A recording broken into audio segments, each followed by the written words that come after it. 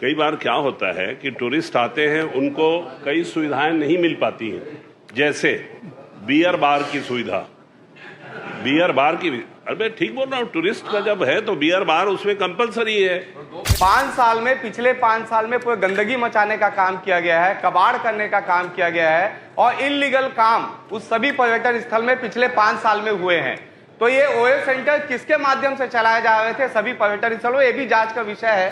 और हम तो सब पेपरलेस की ओर बढ़ रहे हैं, आप वो पुराने ढर्रे में फिर जा रहे हैं। कहाँ के नरवा गरवा गुरुआ बारी फिर आ गए आप। पूरा दुनिया क्या छत्तीसगढ़ में चलने वाले सारे ओयो सेंटर बंद हो जाएंगे? क्या छत्तीसगढ़ में चलने वाले सारे ओयो सेंटर अवैध है? यह सवाल बड़ा है और इस सवाल को आज उठाया गया वैशाली नगर विधायक रिकेश सेन ने विधानसभा के सत्र में। चूंकि बजट सत्र चल रहा है और बजट सत्र का आज 5वां दिन है और 5वें दिन बजट पेश करने से पहले प्रश्नकाल था। उस प्रश्नकाल में यह सवाल उठाए गए। इसके अलावा एक और महत्वपूर्ण सवाल था, क्या छत्तीसगढ़ के पर्यटन विभाग की ओर से जो बनाए गए होटल और मोटल जो संचालित हो रहे हैं, जिनका धंधा पानी चौपट जैसा बोल सकते हैं, क्योंकि वहां लोग बहुत कम जा रहे हैं, तो यह भी एक चिंता विषय था। इस चिंतनीय विषय को लेकर भी आज बजट सत्र में इस पर प्रश्नकाल लाया गया। इस प्रश्नकाल में एक सुझाव भी आया गया। बीजेपी विधायक धर्मजीत सिंह की ओर से यह कहा गया कि होटल मोटल में लोग नहीं जा रहे, पर्यटक नहीं जा रहे, चिंता का विषय है, तो क्यों ना कई होटल मोटल में जो है, या मोटल आप समझ पा रहे होंगे, छत्तीसगढ़ पर्यटन मंडल की ओर से होटल जैसी सुविधा उपलब्ध कराई जाती है, चाहे वो कॉटेज हो, चाहे आप जैसे कवर्धा जाएंगे तो सरोदा दादर देखेंगे। इसके अलावा बहुत सारे हैं, चाहे बस्तर हो, चाहे कोरबा हो, तमाम जगहों पे, मैनपाट में, इन सब जगहों पर होटल मोटल की व्यवस्था पर्यटन विभाग की ओर से की गई है। इस पर चिंता जाहिर की गई। सभी सदस्यों ने जो उस प्रश्नकाल में हिस्सा लिया, उन्होंने अपना जो है सजेशन दिया। उसमें एक सजेशन ये भी आया कि कई पर्यटक जो है होटलों में, छत्तीसगढ़ पर्यटन विभाग की ओर से जो बनाए गए होटल है, वहां डिमांड करते हैं कि बियर की व्यवस्था होनी चाहिए। बियर है कि नहीं, तो इस पर भी धर्मजीत सिंह की ओर से एक सजेशन था कि बियर होनी चाहिए, इसके लिए विचार करना चाहिए। आगे वीडियो देखेंगे वैशाली नगर विधायक रिकेश सेन और बीजेपी विधायक धर्मजीत सिंह ने इस विषय पर, इन दोनों विषय पर क्या कुछ कहा है। वित्तीय वर्ष 24-25 के आय व्यय का उपस्थापन श्री OP चौधरी।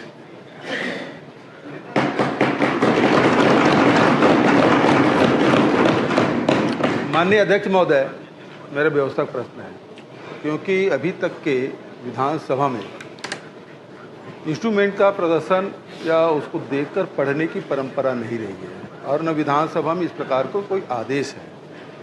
और मैं वित्त मंत्री जी के टेबल में देख रहा हूँ कि लैपटॉप लेके वो खड़े हैं। मैं समझता हूँ कि विधानसभा में इस प्रकार की व्यवस्था अभी नहीं दी गई है। कृपया करके जो पुरानी परंपरा है उसके अनुरूप ही उसका वाचन करें, ऐसा मैं आपसे अपेक्षा करता हूं। माननीय अध्यक्ष महोदय, इंस्ट्रूमेंट के प्रदर्शन पर रोक है, उसको देखकर पढ़ने पर रोक नहीं है। तो वो प्रदर्शन नहीं कर रहे हैं, पूरे विधानसभा में कर रहे हैं। और वैसे भी विधानसभा को पेपरलेस की ओर हम लोग बढ़ रहे हैं, की ओर हम बढ़ रहे हैं और आधुनिक टेक्नोलॉजी का उपयोग करने का माननीय अध्यक्ष महोदय, महंत जब अध्यक्ष थे, क्योंकि अभी तक के तो हम लोगों ने जो क्वेश्चन है ऑनलाइन लगाना शुरू किया, तो उसमें और यदि पूरे पढ़ सकते हैं, ऐसी व्यवस्था से पढ़ रहे हैं, लेकिन इस प्रकार की तो व्यवस्था आने नहीं वाले है। समय में मैं समझता हूँ जो अभी ठीक है वो, और हम तो सब पेपरलेस की ओर बढ़ रहे हैं, आप वो पुराने ढर्रे में फिर जा रहे हैं। कहाँ के नरवा गरवा गुरुआ बारी फिर आ गए आप। पूरा दुनिया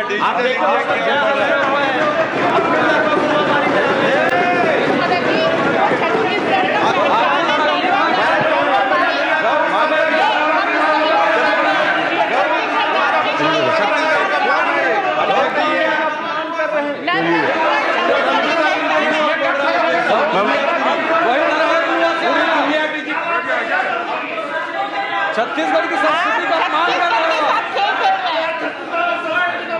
छत्तीसगढ़ की संस्कृति का अपमान हो रहा है। क्या अध्यक्ष जी, धर्म जी बैठिए प्लीज। आपने सही नहीं कहा, गोबर खरीदी भी ऑनलाइन होती थी। अब बैठिए बैठिए, ऑनलाइन को ऑफलाइन करने की आदत है अपनी। तो बैठिए। माननीय वित्त मंत्री जी ने आग्रह किया था, निवेदन किया था, मैंने उसको स्वीकार कर लिया है, उनको अनुमति दी। धन्यवाद अध्यक्ष महोदय। बहुत सारा माननीय अध्यक्ष महोदय, माननीय अध्यक्ष महोदय, बहुत प्रश्न हो गया। चलिए एक छोटा प्रश्न करिए। एक चिंता और माननीय मंत्री जी को करनी चाहिए इस विषय पे।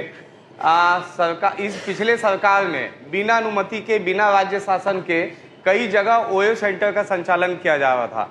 कोई ऐसा भी चीज बिना राज्य शासन की अनुमति के चल रहा था पिछले शासन कार्यकाल में, तो इसकी चिंता करना भी आवश्यक है कि कोई भी बिना अनुमति के अगर ये चल रहा था तो उस पर रोक लगाने का भी काम करना पड़ेगा। ओयो सेंटर, जितने पर्यटन स्थल है, जितने हमने सजा के दिया था हमारी सरकार ने पिछले 5 साल में, आदरणीय नेताजी, 5 साल में, पिछले 5 साल में पूरे गंदगी मचाने का काम किया गया है, कबाड़ करने का काम किया गया है और इल्लीगल काम उस सभी पर्यटन स्थल में पिछले 5 साल में हुए हैं। तो ये ओयो सेंटर किसके माध्यम से चलाए जा रहे थे सभी पर्यटन स्थलों, ये भी जांच का विषय है। और मैं माननीय मंत्री जी से निवेदन करूंगा कि इस ओयो सेंटर को लेकर आप गंभीरता से जो है इसकी जांच करने की आवश्यकता है और इस सरकार में ऐसा कोई भी ओयो सेंटर संचालित ना हो, इसके लिए भी जो है आवश्यक है। अध्यक्ष महोदय, कई बार क्या होता है कि टूरिस्ट आते हैं, उनको कई सुविधाएं नहीं मिल पाती हैं, जैसे बियर बार की सुविधा। बियर बार की, अरे ठीक बोल रहा हूँ, टूरिस्ट का जब है तो बियर बार उसमें कंपलसरी है। अरे आखिर होटलों में बियर बार है कि नहीं? तो कुछ ऐसे हिल स्टेशन टाइप के उसमें बियर बार और होटल का भी प्रावधान कराएं। और फिलहाल अगर माननीय मंत्री जी, सलाह मैं ये दे रहा हूं कि अगर किसी गांव में कोई कुछ भी नहीं ले रहा है तो वहां की महिला मंडल को दे दो, कम से कम भात दाल रसोई घर चला करके जो रास्ते में खाने पीने वाले हैं उनको दें और साफ सफाई का व्यवस्था कर ले। चलिए, और आप प्रक्रिया पूरा कर लीजिए। प्रश्न गंभीर है, प्रश्न में दम है, क्योंकि हमारे यहाँ क्या है सर, एक मिनट बता दूं, एक मिनट सर, उत्तराखंड में इससे भी छोटा छोटा टीन वाला रहता है गढ़वाल और कुमायूं एरिया में, लेकिन वहां पर फुल रहता है। तो थोड़ा सिस्टम के लिए आपसे आग्रह है कि आप तो कह ही दिए हैं, लेकिन उसमें कर लीजिए। और बियर बार का भी अगर किसी बड़े जगह में प्रावधान हो तो उस पर भी विचार करिए। चलिए माननीय अध्यक्ष जी, इसमें एक विषय और कहना चाहता हूं माननीय मंत्री जी से कि जिन स्थानों पे ये सरकारी होटल मोटल होते हैं उनके मुकाबले जो प्राइवेट सेक्टर के होटल वो सरवाइव कर जाते हैं, सरकारी क्यों नहीं कर पाते? इस पे एक बार समीक्षात्मक रूप से विचार करते हुए ऐसी स्ट्रैटेजी बनाएं, ये आग्रह है। चलिए उत्तर आ जाए। अध्यक्ष जी, शर्मा जी, मैं आपसे निवेदन करना चाहूँगा कि ये भजन के फॉर्म में या गीत के फॉर्म में उनको कोई प्रोत्साहन बताइए, दीजिए, ताकि वो जल्दी से कुछ पर्यटन के विकास के साथ साथ होटल का भी विकास कर सकें। अध्यक्ष जी, किसी का कुछ नहीं। पहले तो मैं इस सदन को, आप छत्तीसगढ़ की तुलना राजस्थान से, उत्तराखंड से या हिमाचल से या केरल से नहीं कर सकते। जरा छत्तीसगढ़ में टूरिज्म को हमको कमाई का साधन मानने की बजाय छत्तीसगढ़ की पहचान बनाने का माध्यम मानना चाहिए। अगर ये टूरिज्म मोटल नहीं बनते तो शायद आज जो सुविधा मिल रही है वो भी नहीं मिलती। और इसलिए छत्तीसगढ़ में टूरिज्म को हमको आगे बढ़ाने के लिए सुविधाएं देनी पड़ेगी, लोगों को सब्सिडी देनी पड़ेगी, लोगों को आमंत्रित करना पड़ेगा। हमारी तो ये भी योजना है कि अगर हम लोकल कोई हवाई जहाज चलाते हैं तो 50% उस हवाई जहाज वाले को हम सब्सिडी दें कि अगर 4 यात्री से कम होंगे तो 10 यात्री का पैसा हम देंगे। तो ये जो सोच है कि हमने 50 करोड़ खर्चा किया तो 100 करोड़ आय होनी चाहिए। छत्तीसगढ़ में आपको 1000, 2000, 10,000 करोड़ रुपए पर्यटन के क्षेत्र में खर्च करने पड़ेंगे। और जब 10,000 करोड़ खर्च हो जाएगा और पूरे देश में आपका नाम होगा, तब यहाँ पर्यटक आएंगे, तब आपकी इनकम होगी। और एक पर्यटक जो है वो 8 लोगों को रोजगार देता है। इसलिए डायरेक्ट बेनिफिट जरूरी नहीं है, आपको जीएसटी मिलता है, आपको इनकम टैक्स मिलता है।